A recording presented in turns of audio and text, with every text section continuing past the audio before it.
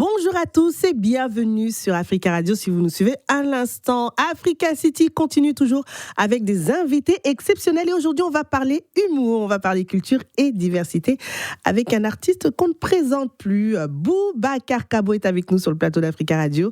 Il est acteur, humoriste, auteur et animateur. Bon, tout ça là, à toi tout seul, c'est comment?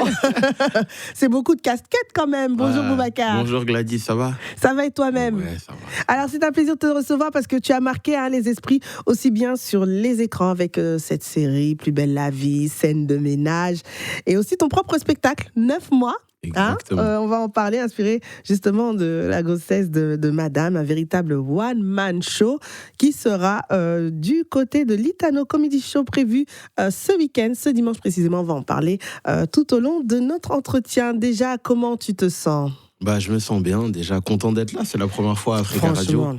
Merci vous aussi, vous faites les stars, comment? Non, mais j'attendais l'invitation, quand elle est arrivée, j'ai sauté dessus. C'est vrai, t'as sauté de joie? Direct, j'étais trop content. Ouais. On est à la maison, moi j'ai entendu ça depuis toujours, et là d'être là, ça fait plaisir. Mais c'est comme si tu viens voir Tata Gladys, tu viens, voilà, et tu viens, tu profites, c'est l'ambiance, c'est ça Africa City. On va parler justement de toi, avant d'être humoriste, on t'a connu comme étant acteur, dans les Lascars, j'ai dit tout à l'heure, Plus belle la vie, Banlieusard également, et hors norme. Qu'est-ce qui t'a poussé justement à embrasser ce jeu d'acteur? C'est la vie. On va dire qu'au lycée, il y avait un prof qui donnait des cours d'impro. Ouais. Moi, j'étais curieux, j'ai voulu assister aux cours, j'ai adoré, j'ai été pris au jeu. Et de là, les premiers castings, et après, on a eu les premiers rôles. Et c'est trop bien, j'adore ce métier-là, me transformer, raconter des histoires, être un personnage que je ne suis pas en vrai. Ouais. Et du coup, ça m'a donné du plaisir, j'ai pris du plaisir, ça a marché, et voilà. Oh, mais c'est génial ça. Alors, est-ce que dans ta jeunesse, tu es encore jeune d'ailleurs, voilà, mais est-ce que plus jeune, à l'école par exemple, tu étais un peu ce jeune qui aimait bien faire rire un peu les copains, et aussi à la maison, le petit comédien qui aimait bien animer un peu l'ambiance de la maison? C'était comment en fait, Boubacar, dans sa jeunesse?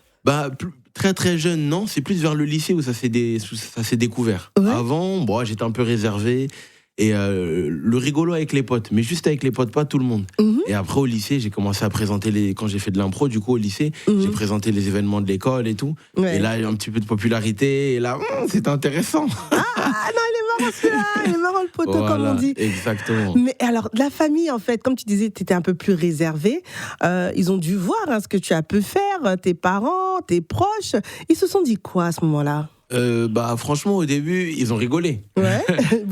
C'est pas quelque chose de commun. Quand je leur dis je fais des films et tout, ils me prenaient pas au sérieux. En plus, c'est la première fois que je montre quelque chose, on me voit que de dos. Et après, de fil en aiguille, ils ont vu que c'était sérieux. Il y a les premiers cachets qui sont rentrés. C'est la partie là. Voilà, c'est la partie des cachets là. L'argent. Après, on nous prend les hôtels, le chauffeur qui vient à la maison. Ouais. Et tout. Et là, ils ont vu que c'était sérieux, que je prenais du plaisir surtout. Ouais. Mais j'ai continué l'école en même temps. D'accord. Alors, c'est vrai que les parents, souvent, imaginent d'un certain temps, là, ça change un petit peu, mais souvent, le métier d'artiste, le métier d'acteur, c'était pas pour eux un métier d'avenir, en fait. Ah oui. Et est-ce qu'ils ont essayé par moment de dire, bon, Boubacar, c'est bien beau ce que tu fais, mais il faut arrêter, concentre-toi sur quelque chose d'un peu plus sérieux, d'un peu plus cadré, un métier, comme on dit? Ouais, en fait, non, ils n'ont pas essayé de me freiner, mais ils m'ont fait dire, va jusqu'au bout de tes études. Parce que quand j'ai commencé Plus belle la vie, j'étais en Master 1. D'accord. Et donc, j'allais plus en tournage qu'à la fac. Et voilà, l'enfant sèche l'école. Non, j'avais pas le choix, c'était le boulot. Et donc j'étais excusé et tout. Ouais. Mais à la fin du Master 1, donc de mon bac plus 4, le rythme il commençait à s'accélérer pour moi sur Plus belle la vie. Et j'avais plus trop le temps d'aller à la fac et je voulais arrêter. Et mes parents ils m'ont dit, s'il te plaît, finis la dernière année. Ouais. On te dit pas d'arrêter ton travail, mais va jusqu'au bout, essaye. Et ils ont eu raison, et j'ai même eu mention à mon master. Donc, en plus, bravo, félicitations. Comme quoi, s'accrocher à ses rêves tout en essayant, bien entendu, c'est une réalité qu'il faut prendre en compte. Les études, c'est vraiment important. Ne lâchez pas non plus tout cela juste pour se dire que bon, je vais devenir ça. Mais on ne lâche pas ses rêves en parallèle, quand même. C'est important. Alors, moi, j'aimerais savoir, tu passes du jeu d'acting, tu es acteur, et tu embrasses le stand-up, même si on va dire que ce sont des univers univers parallèle, mais c'est différent. Comment tu passes justement du métier d'acteur au stand-up? C'est vrai que c'est différent. Parce que là, je suis tout seul. Là, c'est un texte que moi, j'ai écrit. D'habitude, j'incarne des personnages, je raconte des histoires qui ne sont pas les miennes. Là, c'est mon histoire. Ouais. Mais c'est un moment de ma vie où j'avais besoin de raconter mon histoire. Au début, quand je commence, j'ai rien de particulier à raconter, mais j'ai envie de raconter mes choses. Ouais. Et c'est intéressant, c'est un nouvel art. Ça me permet de me muscler pour revenir au cinéma. Parce que là, il y a beaucoup d'interactions, d'improvisation et tout. Et moi, je suis hyper curieux comme garçon. Et voilà, j'ai commencé à aller tester un peu les comédie clubs et j'ai aimé. Ouais, t'as aimé. Est-ce que tu sens quand même un changement, une évolution, une maturité dans ta manière justement d'embrasser à la fois des rôles, d'embrasser justement ce jeu, on va dire ce jeu d'acting, mais aussi ce côté humoristique. Est-ce que tu sens qu'il y a quand même eu une évolution de la maturité? Ouais, bien sûr, parce que là, moi, je fais beaucoup d'impro à côté, comme depuis le début de mon parcours. Et là, je vois que grâce à la scène, j'ai réussi à muscler encore plus mes improvisations. J'ai compris que ça se préparait aussi. Et ça m'aide dans les personnages. Parce que j'ai joué un rôle dans un film là, qui va sortir au printemps, qui s'appelle Bombonera. Okay. Et dedans, j'avais que de l'improvisation à faire. Ah oui. Ouais, il n'y avait aucun dialogue écrit, mais le réalisateur, il m'a fait confiance. Il m'a dit, je sens que tu as le potentiel pour. Et grâce à la scène, j'étais en confiance. Et j'arrivais avec plein de propositions et tout. Et ça m'a vraiment aidé à muscler tout ça. Alors, tu disais tout à l'heure que tu voulais vraiment parler de ton histoire à travers justement tes shows. Tu jongles avec tes cultures, aussi la foi aussi de tes parents, parce qu'ils ont des foi tous les deux différentes. Et comment tu arrives justement à transformer tous ces contrastes-là sur scène ? En fait, ça c'est venu aussi naturellement. Ouais. Et c'était important pour moi de parler de tout ça parce que les gens ne le savent pas. Moi, j'ai un prénom musulman, donc Boubacar. Mais moi, j'ai grandi qu'avec ma mère et ma mère, elle est catholique. D'accord. Moi, ma maman, elle s'appelle Christine. Donc, ça veut dire que c'était important pour moi de raconter la double culture que j'ai et la difficulté que j'ai pu avoir, mais toujours avec de la bienveillance. Parce que voilà, moi, tous mes frères et sœurs sont musulmans. Ma femme, elle est portugaise. Moi, je suis sénégalais. Donc, c'est les mélanges de cultures. Pour moi, c'est l'avenir et j'avais besoin de raconter ça sur scène. Et de raconter le tiraillement que j'ai pu vivre un peu toute ma vie. Et comment tu arrives justement à transformer tout cela en rire? Parce que c'est pas toujours évident quand il y a des différences comme ça. C'est beau, mais par moments, les différences aussi tiraillent un petit peu. Comment tu arrives à transformer tout cela en humour? Ça, c'était le vrai challenge. Parce qu'au début, j'avais peur d'aller sur ce terrain-là. Je me suis dit, les gens, dès qu'on parle de religion, ils vont se dire, non. Et moi, on va dire, entre guillemets, je prends pas trop de position. En fait, ce qui est drôle dans cette histoire, c'est de suivre le tiraillement de mon personnage. Comment il passe de chez son père à chez sa mère. Là, ici, il ment pas. Là, il est comme ça, tac, tac. Et c'est les situations qui sont drôles. C'est de vivre le personnage qui est un peu perdu. Oh là là, mais comment je vais faire et tout. Et ça fait bien rire les gens et ça rassemble.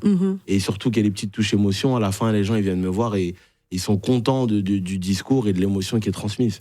Eh ben, on va vivre cette émotion, justement, ces moments de rire avec toi lors de l'Itano Comedy Show prévu ce week-end, précisément ce dimanche.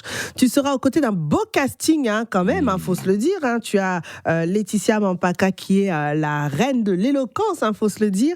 Dolino, Marie Desrolles et bien d'autres. Qu'est-ce que ça te fait de partager justement cette scène avec autant de talents afro-caribéens?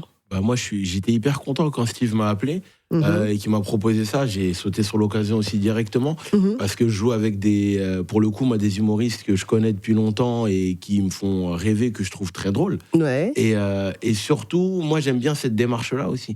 Ça permet de donner de la chance à des talents émergents, d'autres déjà confirmés. Tout le monde est réuni au sein d'un même plateau. Il y a 300 personnes, ça va être un gros show. Il y a une tombola, il y a des cadeaux, mais c'est trop bien. C'est une belle initiative. En tout cas, une magnifique initiative qu'on salue. On remercie toute l'équipe de l'Itano Comedy Show pour ce magnifique travail qui mène depuis déjà quelques années. À quoi peut s'attendre le public ce jour-là, sans trop dévoiler, bien entendu, on vous connaît. Mais quelles sera justement les petites pépites que tu peux réserver, l'ambiance? Est-ce que tu peux nous faire un petit teasing de la prestation de Boubacar ce jour-là? Moi, je pense qu'on va parler du collectif plus que de moi. Moi, je suis représentant du collectif. Ouais. Mais je sais que chaque humoriste arrive avec des vannes bien aiguisées pour faire plaisir au public. On va tous être généreux, donner un maximum de ce qu'on peut donner. Voilà, moi, je parlerai évidemment de ce que j'ai dit, de ma double culture, mais de mon passage dans Plus belle la vie et plein de belles choses. Ouais. Et bon, je l'ai dit déjà avant, mais moi, les gens, je pense, vont aimer en plus du show, c'est cette tombola. Ouais. T'es au courant de ce qu'il y a à gagner? Faut dire déjà. Je dis un peu. Faut dire déjà. Il y a du billet d'avion, il y a de l'iPhone. Bon, le billet d'avion, là, c'est pour quelle multidestination? Mais venez, vous allez voir. Je ne veux pas trop dire, faut venir. Mais non, mais c'est génial. Ça va être un vrai show qui va nous ressembler. Et comme les éditions précédentes, mais là, on passe encore un step. Et ça va être vraiment bien. Alors, ce genre de plateau, tu vois, qui réunit tous ces talents afro-descendants, pour toi, c'est aujourd'hui important d'avoir ce genre d'initiative pour mettre en avant justement ces talents que l'on ne voit pas forcément ou qui parfois éprouvent dans leur parcours des difficultés pour être visibles. Pour toi, c'est vraiment important ce genre d'initiative? C'est hyper important parce que pour moi, c'est aussi des symboles et de la motivation pour la nouvelle génération. Ils vont se dire, il y en a qui ont réussi à l'organiser, il y en a qui vont participer et il y en a qui font gagner des choses parce qu'il y a des repas aussi pour des restaurants, de gens de la communauté. Donc c'est génial de se dire que tout le monde est réuni au sein d'un seul et même événement et c'est un gros événement bien organisé par plein de monde et c'est super. C'est super. Alors, le rendez-vous est pris, dépêchez-vous, parce que ça va vite. Rendez-vous le 19 octobre à 19h. Donc, 19-19, on va pas pouvoir se perdre. Mais soyez à l'heure quand même. S'il vous plaît. Vraiment. Soyez vraiment à l'heure. Ça se passe à l'espace Reuilly, dans le 12e arrondissement de Paris, un Litano Comedy Show 2025. Une soirée 100% rire, 100% afro-caribéenne, avec Boubacar et bien d'autres artistes sur scène. Quelle est la suite, l'actualité qui te concerne? Pour moi, là, je joue dans 2 pièces de théâtre. Il y en a une, on part en Tunisie le mois prochain. D'accord. L'autre, je la joue tous les dimanches à la Comédie de Paris, ça s'appelle Napo. Je peux t'inviter quand tu veux. Ça sera avec plaisir. Voilà. Et mon spectacle, je le reprends. J'ai fini vendredi, là. D'accord. Là, je suis en résidence, donc je réécris un peu et je reprends en janvier sur Paris. En tout cas, je te souhaite pas mal de belles choses et tu reviens quand tu veux sur Africa Radio. Tu vois, et c'est filmé. Et c'est ça. Voilà. C'est ta maison, c'est chez toi. En tout cas, merci pour ton temps, pour cet échange et ton humour et cette belle énergie. Continue comme ça. Et nous, on se donne rendez-vous du coup le 19 avec tous les auditeurs d'Africa Radio pour un moment de fou rire à Litano Comedy Show.